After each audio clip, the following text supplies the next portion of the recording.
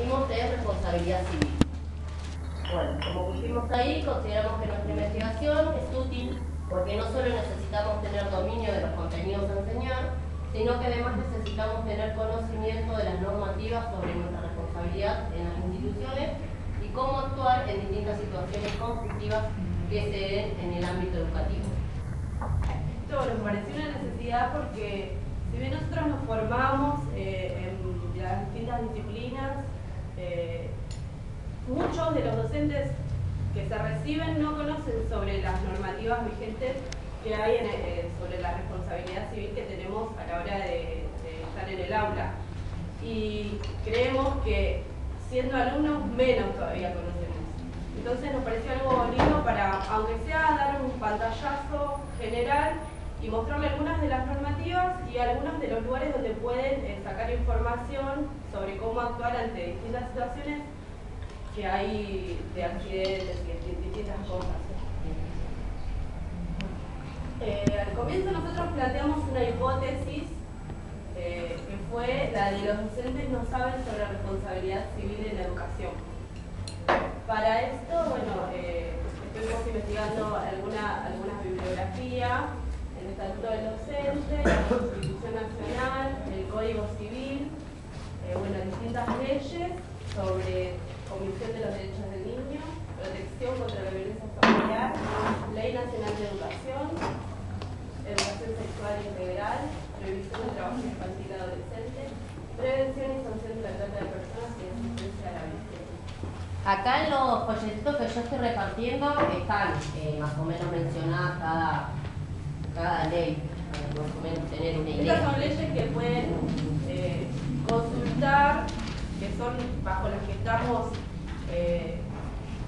amparados y también sobre las que tenemos que conocer a la hora de actuar en el aula.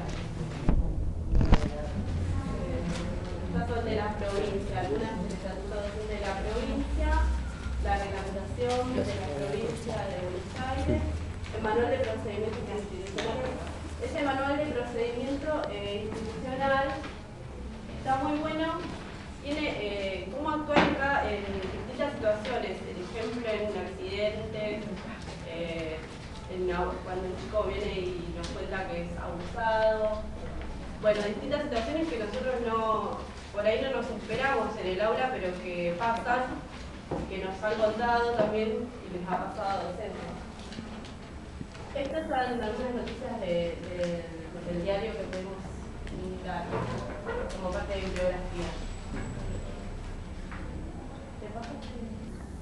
Bueno, esto es lo que fue recolectando, sí, de las noticias. Este es el último caso, pasó hace unos días nada más. En las noticias contaban las chicas cómo la directora las amenazó con sancionarlas y echarlas. Y bueno, a eso salió una inspectora a decir que eso no se le podía decir a los alumnos porque es una contradicción. Porque la Ley Nacional de Educación dice que tienen derecho a ser educadas. Y cómo al mismo tiempo vamos a echarlo de las clases. Ahí la directora puede tener algún tipo de sanción. Este es como actuar ante accidentes de un alumno. Hay que hacerle una atención inmediata al accidentado. Si algún chico se accidenta, lo primero que hay que hacerle es una atención. Avisar a los padres, eso siempre tienen que hacerlo, consultar a un profesional, quien indicará la magnitud e importancia del hecho. Por más mínimo que sea el golpe, hay que, avisarlo a los padres, porque de eso si uno no se le avisa a los padres, puede generar conflicto. Es más, nosotros después más adelante hacemos unas encuestas y a profesores que encuestamos, una profesora nos contó que un chico le tiró un papelito en el ojo a otro chico, se quedó irritado, pero no pasó nada, la profesora le preguntó si estaba bien, él dijo que sí, no se le avisó a nadie, se fue a la casa y a la media hora vinieron a la escuela de los padres y le hicieron un lío. Por eso siempre es recomendable avisar a los padres, por más mínimo que sea el golpe del chico. Por eso es importante que se haga la consulta al profesional, quién es el que va a indicar la magnitud del accidente. Y nosotros tomando estos recaudos nos evitamos y nos amparamos para que después no digan que nos pueden acusar de de abandono de personas. Bueno, después a nivel también administrativo hay que actuar. Informar al inspector del área de otros niveles, de modalidades que correspondan, elaborar acta, entrevista con los padres en la que conste toda la información referida a hechos y acciones realizadas, enviar por fax formulario de responsabilidad civil, denuncia o exposición, acta definitiva dentro de las 48 horas. Ahí pusimos la fuente, dice capacitación jurídica en educación, módulo 4, responsabilidad civil. Este documento está muy bueno. Si quieren, tómenlo, pueden leerlo, buscarlo, está en internet. Tiene cómo actuar en distintas situaciones. Por ejemplo, uno es en accidentes. Y en este, ese es el que está los folletos. Sí, la ley. Hay uno, no sé si te me parece, que es el 20, el 22. En el otro está hasta las fichitas que tienen que usar.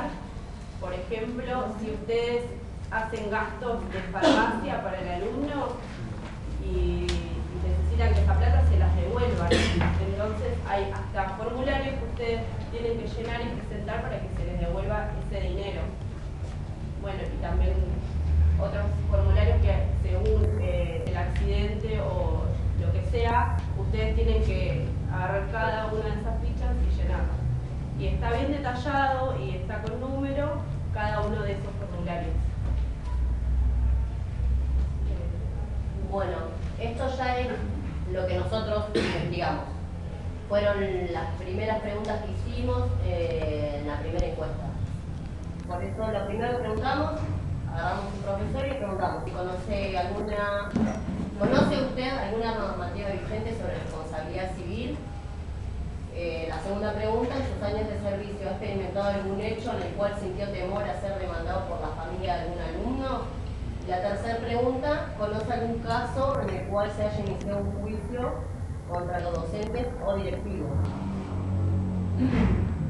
Nuestra encuesta, ese fue el resultado de la encuesta. La pregunta 1 dio afirmativo. La mayor parte fue afirmativa. Al contrario de lo que nosotras pensábamos, de que los docentes nos iban a decir que no conocían sobre responsabilidad civil, nos encontramos de que sí conocen. Pero para esto nosotras dijimos, bueno, vamos a cambiar de hipótesis porque no vamos a probar lo que estábamos creyendo que era verdad. Acá están algunas de las respuestas a la pregunta 3 que hicimos y son algunos de los casos que nos contaron los docentes que sufrieron. Bueno, primero, uno de los casos, como dice ahí, un alumno se cortó la mano con un vidrio y se demandó al docente y al directivo. El segundo caso, se demandó al docente y al directivo porque el docente se hizo novio con una alumna. Otro de los casos, sumario administrativo dentro del sistema educativo por presunto abuso. Otro, un chico se escapó de la hora de educación física, fue atropellado por un auto y falleció. Sí, acá en Varela. Sí, en la curva. El rango de años en la docencia de las personas encuestadas es entre 7 y los 30 años de antigüedad, porque eso también le preguntamos, cuántos años tenían en el servicio. Bueno, esto que nos contestaban a la primera pregunta de que si conocían algo de alguna normativa, mayormente hacía referencia a que los alumnos eran responsables, los docentes eran responsables de los alumnos durante las horas que ellos estaban bajo su cargo, que eran las horas que daban de clase. Nos decían mayormente así, en esas palabras, pero no sabían de qué artículo hablaban y de qué ley hablaban. Y bueno, nosotras lo encuadramos dentro de este artículo 1117 del Código Civil. Este es el actual artículo del Código Civil, porque este artículo fue reformado en 1997, ya que antes, bueno, acá está original, lo leemos así, después les puedo leer el viejo. Dice, los propietarios de establecimientos educativos privados o estatales serán responsables de los daños causados o sufridos por sus alumnos menores cuando se hallen bajo el control de la autoridad educativa, salvo que probar en el caso fortuito. Los establecimientos educativos deberán contratar un seguro de responsabilidad civil. A tales efectos, las autoridades jurisdiccionales dispondrán las medidas para el cumplimiento de la obligación precedente.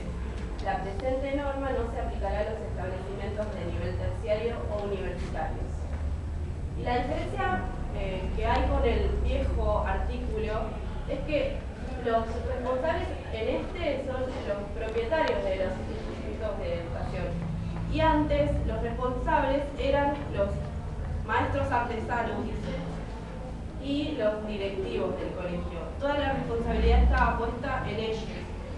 Y además, la otra diferencia es que se presumía la culpa de los docentes y los directivos. Y lo que tenían que probar que eran inocentes eran justamente los docentes o los directivos. Acá está el artículo viejo. Bueno, el artículo viejo decía: lo establecido sobre los padres rige respecto de los tutores y curadores, por los hechos de las personas que están a su cargo. Rige igualmente respecto de los directores de colegios, maestros artesanos, por el daño causado por sus alumnos o aprendices mayores de 10 años, y serán exentos de toda responsabilidad si probaren que no pudieron impedir el daño con la autoridad que su calidad les confería y con el cuidado que era de su deber poner. Acá habla de mayores de 10 años y el nuevo artículo habla de los menores. Después, no, se vaya,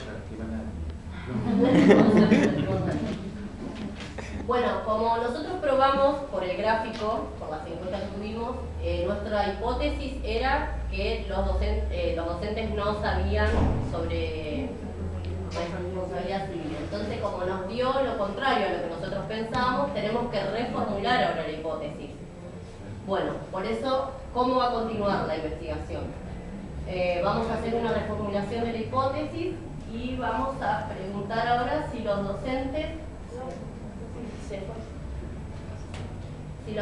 creen conocer sobre responsabilidad civil. esa es nuestra nueva hipótesis. Y bueno, en nuestra nueva hipótesis, que es con lo que vamos a seguir, las preguntas van a ser las siguientes. ¿Cómo debería actuar si un alumno te confiesa que es víctima de abuso sexual? ¿Qué hacer si un chico se droga en el aula? ¿Qué hacer si un alumno tiene un arma en la mochila y amenaza a sus compañeros? ¿Qué hacer si un alumno nos cuenta que se quiere suicidar? Esas van a ser las nuevas preguntas, que todavía está en desarrollo nuestra investigación. Vamos a ver si con esas preguntas los docentes saben contestar. Porque antes decían que sí, por ahí no nombraban, en las encuestas no nombraban los números, pero tenían una idea y mayormente contestaban que era responsable de los alumnos dentro del aula. Esa era la contestación de la mayoría de los docentes. Por eso ahora vamos a reformular y vamos a preguntar eso, a ver qué nos contestan, si saben cómo actuar en cada una de los siguientes casos. Para estas preguntas hay en este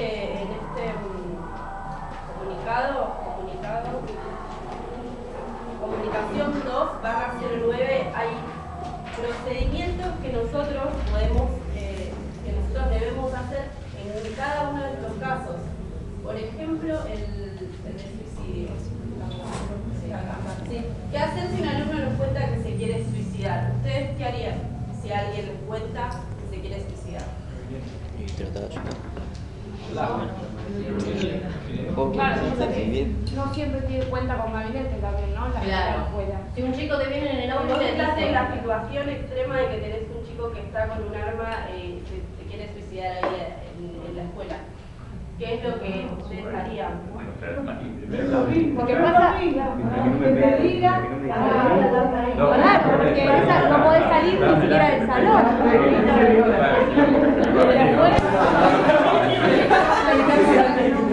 Acuérdense que no pueden abandonar el aula. Claro, no podés salir, tenés que tratar de calmar la situación de esa manera. Pero tenés que pedir a alguien que vaya a buscar También, claro. o a alguien responsable en la institución, porque el docente no puede quedar tampoco Lo que pasa es que solo ante esa situación. Claro. sin comunicarlo a nadie. Pero en esa situación hay que ver si puede alguien salir del aula. Pedirle a alguien. Alguna Por eso claro. que pedirle a otra persona no lo puede dejar solo, pero pedirle a alguien tampoco puede. Definitivamente, ante una cosa así, ponerle alguien de enojo, alguien hablaría, trataría de convencerlo de que no lo haga. Eso lo haríamos nosotros definitivamente. Sí. En este comunicado hay unas recomendaciones que dicen que no hay que tratar de convencerlo de que no se suicide.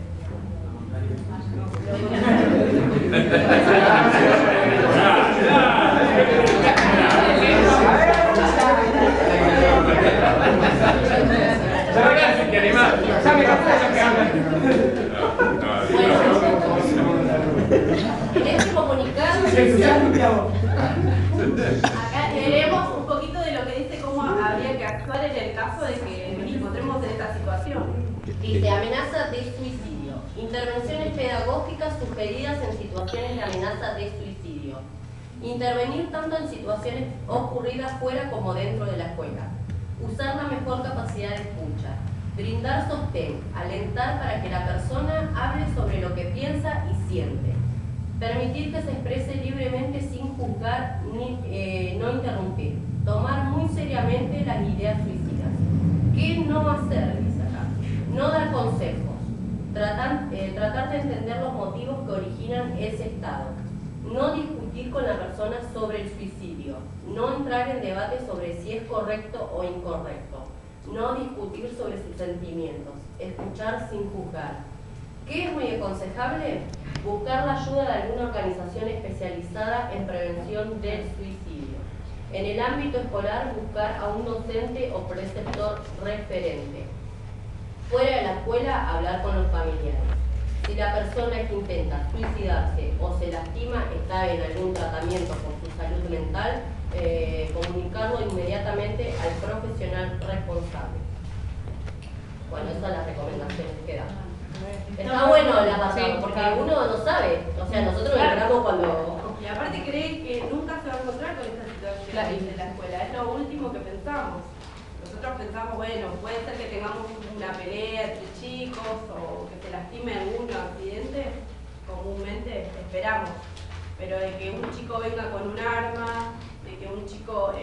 si nosotros, por ejemplo, otro caso también es de que si nos damos cuenta o nos cuentan que son víctimas de abuso sexual. También acá hay una recomendación de cómo actuar en el caso de que nosotros nos demos cuenta, porque no es solo que nos cuenten, sino si nos damos cuenta de que el chico es abusado. Antes de pasar a lo del abuso, yo quisiera hacer un comentario sobre lo que leyeron. Me parece muy buena las recomendaciones que dan, porque generalmente hay mucha gente que inmediatamente apunta a dar un consejo, claro, ¿no? Me parece que ahí a lo que apunta es a la empatía, ¿no? O sea, ponerse en el lugar del otro. Y el otro se sienta escuchado, se sienta comprendido en ese dolor por el que está atravesando, ¿no? Sería eso, es poder empatizar con ese otro que está sufriendo. Y hay un tema que no está contemplado acá, pero nosotros tuvimos un caso hace años. Sí. Es decir, ¿y qué se sorprende los compañeros? Claro. Bueno, una vez que ya sucedió el hecho, ¿cómo seguir cursando en la misma aula todos los días? Bueno, nosotros recurrimos a equipos profesionales, a profesores de psicología que ayudaron, Mudarse de aulas. y una enorme ayuda porque uno que eso ya no lo puede evitar, pero con la novia cursando en la misma aula, más allá de la responsabilidad civil. Sí, queda un problema, también un tema entre los alumnos, los compañeros.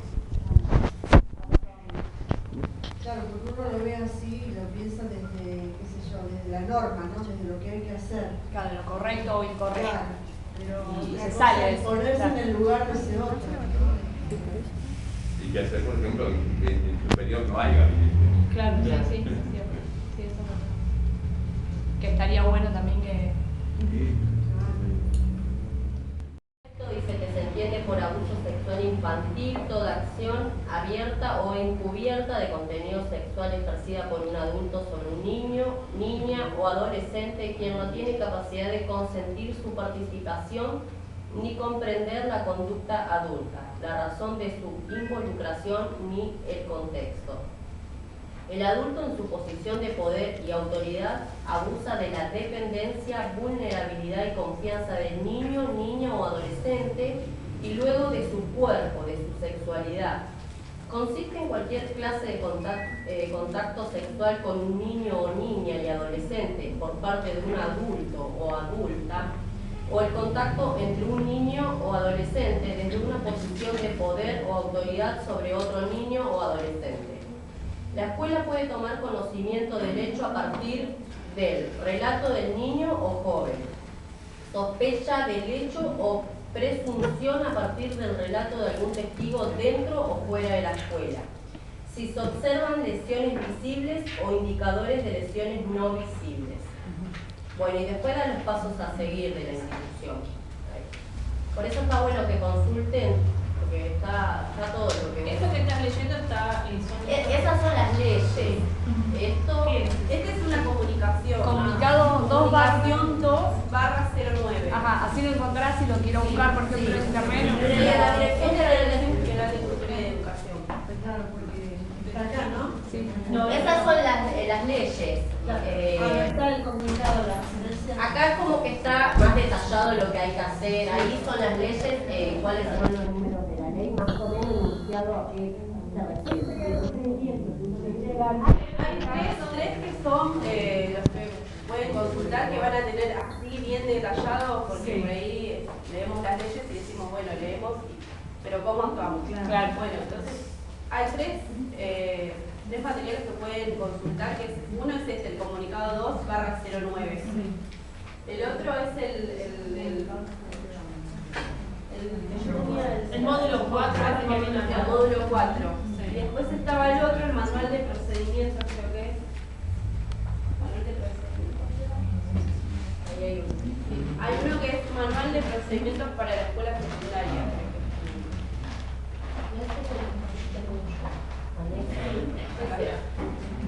Acá está el otro que también es, este es el que viene, el que está hasta las planillas que tienen que llenar y les dice que S22, S20, cada planilla que tienen que llenar les va a decir ahí.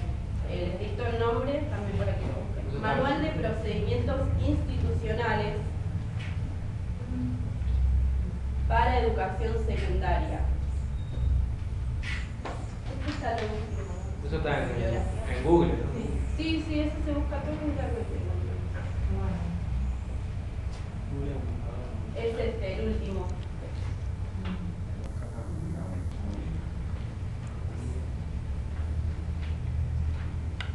Daniel Lauría fue director de Educación Superior. Lo más reciente es 2009. Sí. Igual ahora se acaba también de sancionar la ley de bullying. Sí, Hace 2 días. Y acá también habla de eso, en el comunicado 2/09. Sí, y da un lugar donde podemos encontrar cómo proceder, porque se ve que ya se había trabajado un poco en el tema, pero ahora hay que hablar. Te hago una pregunta, los demás entonces están en la página de Dirección General de Cultura y Educación, ¿no? Los de los comunicados. Sí, eso Sí, sí. por el comunicado 2/09 y te aparece. Listo, gracias. Bueno, eso era lo que Les digo el último, el de bullying lo pueden encontrar en comunicación 2/08. Dirección Psicología Comunitaria y Pedagogía Social. Bueno, chicos, acá les mostramos lo que estamos investigando. Espero que les haya servido algo la... Disculpame, ¿me repetís dirección? Me dijiste recién del comunicado. Es la Dirección de Psicología Comunitaria Comunitaria. y Pedagogía Social. ¿Van a subir esto a la página de Facebook del matemático? Se lo pasamos. Cuando lo terminemos. Claro, el PowerPoint ahí. Sí, lo puedes poner en el papel. Sí. Bueno, y vamos a ver en qué concluimos después. Claro, porque sigue la investigación, ¿no es cierto? ¿Cómo? Voy a invitar a que vengan a dar el colegio. Claro, está bueno, porque uno va conociendo, es que uno no tiene idea como... Por eso nos interesó investigar, para las preguntas, está buenísimo. para estar un poco informados. Como era la hipótesis primera, claro, uno intuitivamente dice esto sí, porque la responsabilidad sí. Y la mayoría te dice que sí, pero no sé el número, te dice, pero yo sé que soy responsable del alumno dentro del salón mientras yo doy la clase, y la mayoría te contesta eso. Claro, Y no queda sabe. ahí. Y lamentablemente son cosas con las que podemos convivir frecuentemente. Y cuando te pasa, te vuelves loco porque no sabes qué hacer. Es lo que decían los profesores, es lo que decían los profesores. Uno no piensa que le va a pasar y cuando te pasa te volvés loco, porque ¿qué hago? ¿Cómo actúo? Claro, eso me generó una duda. Vuelvan a la... Habría que preguntarle a alguien de comunicación. Porque dice, no, ¿A lo nuevo? Ahí, al Código Civil. Dice los propietarios de establecimientos educativos privados o estatales. Ahí se hace cargo del gobierno de la provincia de Buenos Aires, no los directores. Antes eran los directores y los maestros que Sí, hacían. Si se lastima, ahora ya no. Ya nosotros quedamos como excluidos y el que se va a hacer cargo de si hay que pagar va a ser el Estado, la provincia. Igualmente, Pero no, tenemos responsabilidad, tenemos responsabilidad también. Pero no nos cae todo a nosotros. Pero para eso tendría que estar dadas todas las garantías, ¿no? De que, no sé, que el enchufe funcione bien y que no dé corriente a la pared. Sí, Claro. totalmente. Hay un montón de cosas, pequeñas cosas para que, bueno, vos... Y son cosas que pueden por eso es pasar. responsabilidad del Estado. Claro, el mal estado de... Del establecimiento, Una claro. puerta de metal que no tengas un pedazo de fierro salido, esas cosas que... Sí. Bueno, depende del docente. de una alumna que venía bajando una escalera, pisó el zócalo de la escalera que le faltaba el zocalito de la escalera y se cayó. Y tuvo un accidente y el responsable fue El docente, supongamos que se quiere No, en ese caso quieren hacer cargo el docente. ¿Cómo el docente se va a hacer cargo? No, ahí que no le compete. actúa el director, pero el director ya tenía que haber informado Si el directivo hubiera informado al consejo escolar de esto, ya quedaba eximido porque él no fue y dijo. Pero si el director no avisó nada, ahí tiene que hacerse cargo el director. Es todo un... Yo soy dinámico, me parece uno de los casos muy raros, pero de establecimientos privados, no sé si se acuerdan lo de Planeta. Ah, sí, Que se llevó la puerta y se cortó la arteria y Murió de sangrar. Bueno chicos, esto era lo que le queríamos informar.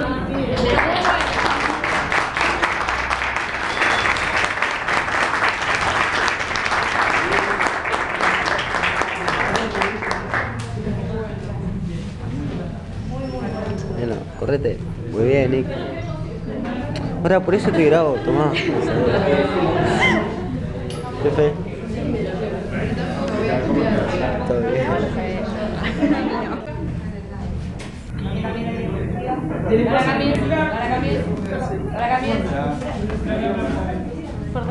No pasa nada.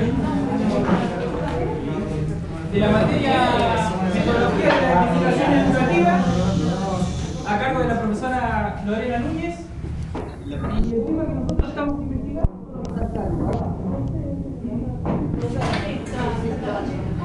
Voy a ver si entiendo algo. Bien. ¿Por qué decidimos investigar este tema? Hablando con una profesora ya recibida, estábamos en una charla y nos comentó que le mandaron a planificar la planificación anual de sexto año y le pidieron que incluya fractales en la planificación. Entonces, cuando nosotros le preguntamos cómo hacía para enseñarlo, de qué se trataba, porque no teníamos mucha noción de lo que era, dijo que era algo relativamente nuevo, que ella trataba de dar algunas características de lo que es el fractal y mandaba a investigar a los chicos en internet algún video, algo de eso. Entonces, a raíz de esto empezamos a investigar qué es lo que es un fractal y por qué consideramos que esta investigación es útil para nosotros. Bueno, si es una geometría relativamente nueva, no hay muchas cosas, mucha bibliografía que hable sobre la didáctica de los fractales, entonces decimos, si nosotros investigamos y tratamos de armar una didáctica para la enseñanza de fractales, nos va a servir a nosotros para el futuro docente cuando nos toque enseñar un tema como fractales, ¿cierto?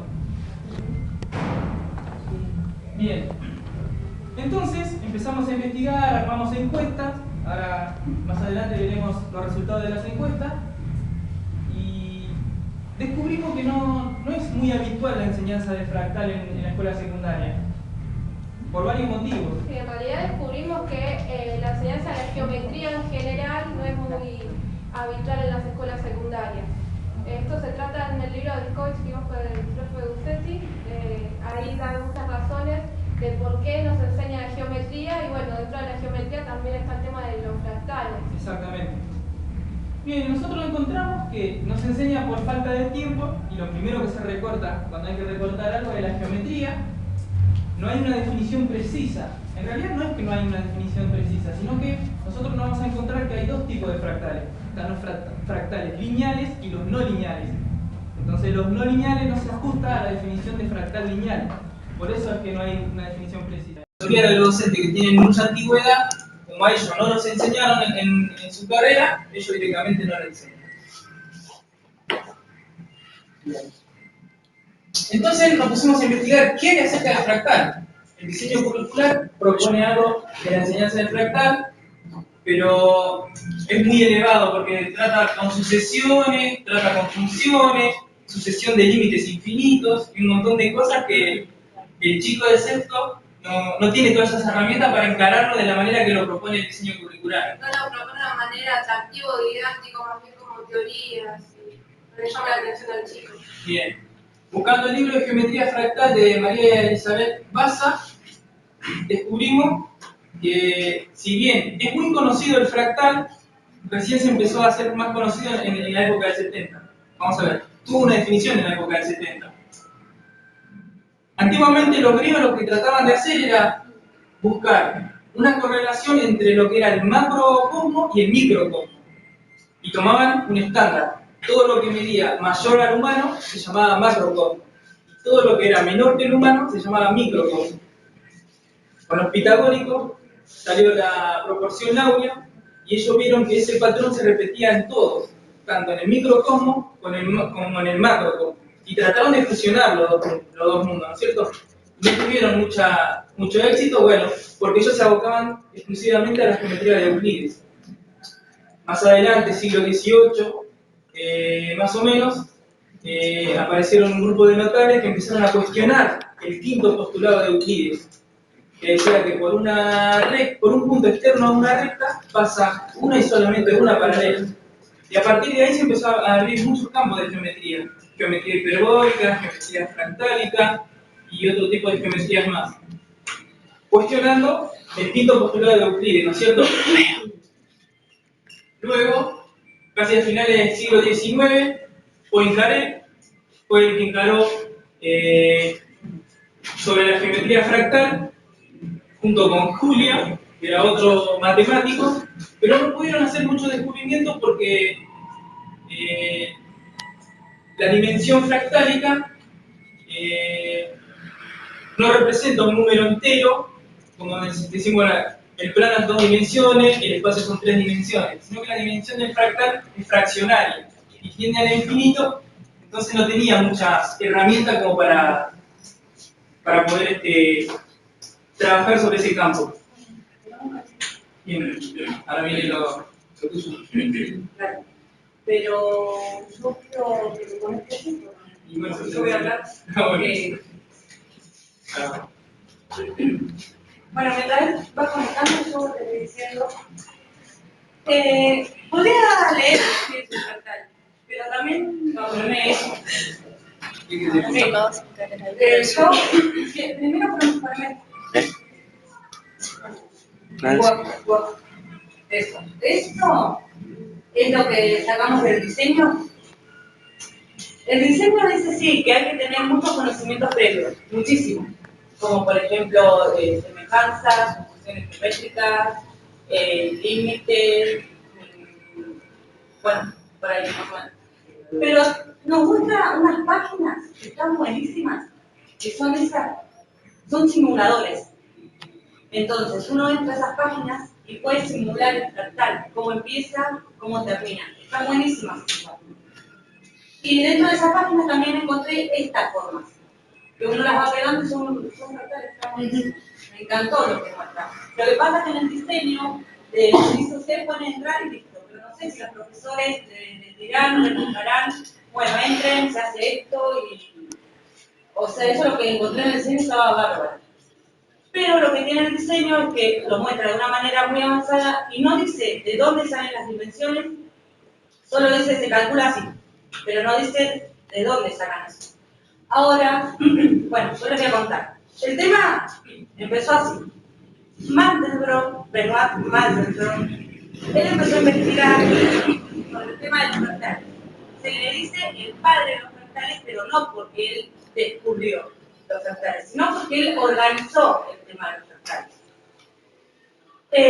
Entonces él dice, no, el ser humano hace millones de años atrás veía, la única figura, por ejemplo, redonda que veía era el altura. Entonces, ¿qué hizo? Dibujó el círculo. Veía las montañas. Perdón. Las montañas dibujó un triángulo.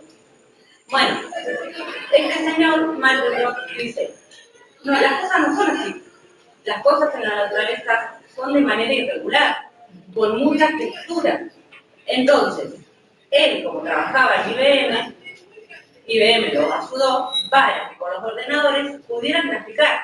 Entonces empezó a graficar triangulitos chiquititos, o dentro de un triángulo grande, otro triángulo grande, más chico, otro más chico, más chico, más chico, y se dio cuenta que podía graficar, por ejemplo, la luna con todas sus velocidades que tiene, y gracias a eso pudieron hacer una primera película que ¿cuál era? Viaja a las estrellas, explorando un mundo desconocido. Bueno, el nuevo planeta que ellos crean, lo crean a partir de ordenadores por medio de fractales.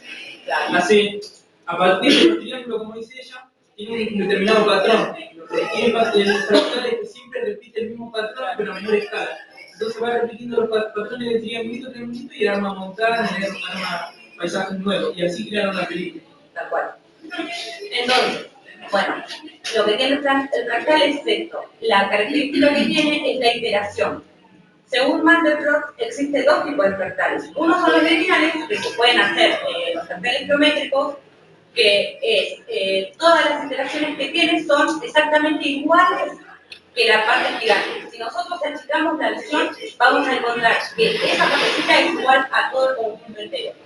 Pero ¿qué pasa? Como por ejemplo, a ver, disculpen la desconectividad, pero no podemos pegar la posición del precio. No, el precio, bueno, el precio, pero está desconectado. Bueno, los fractales lineales, que son eso. Por ejemplo, tenemos el de Serpinki, que ahora le voy a mostrar, podemos hacer con GeoGebra. Este es un fractal lineal, que se puede hacer con GeoGebra. Todos estos, los que se les muestro, son lineales. Obra de Giselle. ¿Por qué son lineales? Son lineales porque nosotros, si nos acercamos a una mínima parte, va a ser igual que todo entero. Pero ¿qué pasa? Los no lineales son los que no presentan esa característica. En general, son autosemejantes en escalas más pequeñas, pero en una pequeña parte quizás tal vez no sea igual que todo el entero. Por ejemplo, un árbol es parte de la naturaleza y no es igual como estas medidas que son lineales, todas lineales, de formas geométricas, y estas son, ¿cómo le había dicho? Lineales. Lineales, me cambió la hora, no son lineales. Y ahora te voy a mostrar ejemplos, profe, pero sí, hay que desconectarlo. Porque están buenísimos, los que no son lineales. Claro, hay una parte, por ejemplo, la curva de Mandelbrot, que él mismo hizo, que es esta no es lineal, porque dice cómo empieza, no quiero señalar. ¿Empieza? ¿Sí? Empieza. Sí. Esa parte no es no repite. Claro, no repite la colita esa. Y este tampoco. O sea que hay una parte que no se repite, pero después el resto sí. No sé cómo le suena.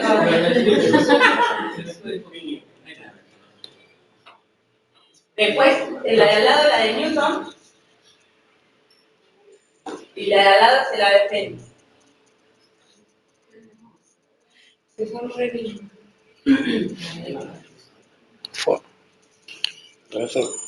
No, con los fractales también se dan los píxeles, los Sí. píxeles de la televisión y los videojuegos. A partir de eso, No, a partir de fractales. claro, no, se avanzó un montón. El Family, el Sega, todas esas cosas las he hecho con fractales. El tema de las células también, estaba leyendo una noticia que decía si la célula tenía una forma, sabía si era cancerígena. Y si tenía otra forma, que la forma es fractal. Si tenía otra forma, no es cancerígena y es cancerígena. O sea, según la forma fractal que tenga. Y estos son los lineales, que empiezan gente con líneas. Estas son las generadoras de los fractales. Claro. El famoso copo de nieve. Sí. Ese es el coco de nieve. Pues, Bien. bueno, ahí qué dice. ¿Qué dice? Ah, en el diseño. Y GeoGebra, bueno, que al final ya les mostré las imágenes de GeoGebra. Yo para mandarme la parte con los que no saben. Sí.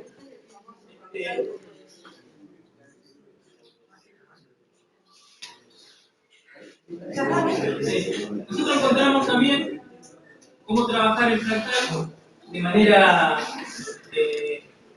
manual, digamos, por medio de papeles, la parte de GeoGebra. Claro.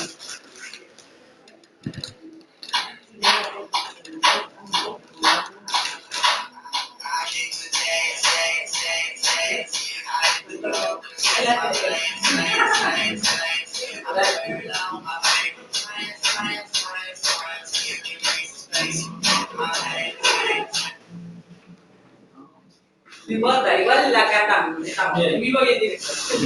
Hay algunos objetos. Acá le queremos mostrar el procedimiento, ¿no? Qué bueno. Ah, muy bueno. ¿Vieron cómo va repitiendo de la parte más grande a una parte más chiquita? Bueno, ¿quieres marcarlo ahora? Siento con el mismo. Este aspecto de atrás. Cinco rectángulos. Vas cortando los laterales. Y rectángulos más chiquitos se cortan los laterales. Después se doblan las puntas para adentro, algunas, otras para afuera y van pasando. Y van quedando. Y después, que no se nota tanto. Estos serían cubos, sí sería la idea, pero yo dije más alargados, claro, como rectángulos por el hecho del tamaño de la cartulina, que también es la misma idea, ¿sí? Estoy trabajando con rectángulos desde afuera hacia adentro y vas cortando los laterales y vas sacando un lado para afuera, el otro para adentro y le va tomando la forma. ¿Sí? También se puede hacer en más dimensiones, ¿sí? Con varias cartulinas y queda de todos lados, va a tener textura. Para cumplir. Sí, sí, sí.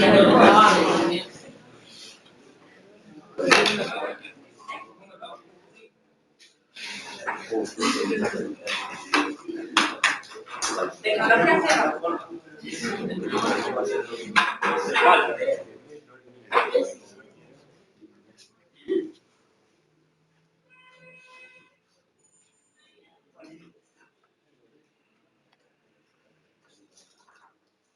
Bueno, las encuestas, porque nosotros pensamos, bueno, el diseño dice esto, ¿no? El diseño dice esto, pero ¿qué dicen los profesores? Que, por ejemplo, se enseñan primero. ¿Se enseñan? Bueno, ¿por qué lo enseñan? Y, bueno, primero que nada te voy a dar en el caso. De 1 a 5 años, 25%, de 1 a 5 años. El de Serpil que no vimos es un fractal, que es el triángulo de Serpil, pero en tercera dimensión. Igualmente hay otros. Yo lo tengo hecho en tercera dimensión también, pero lo puedo traer. Me tengo que acordar. Yo estoy investigando para hacer un... Así que cada uno que se va a su...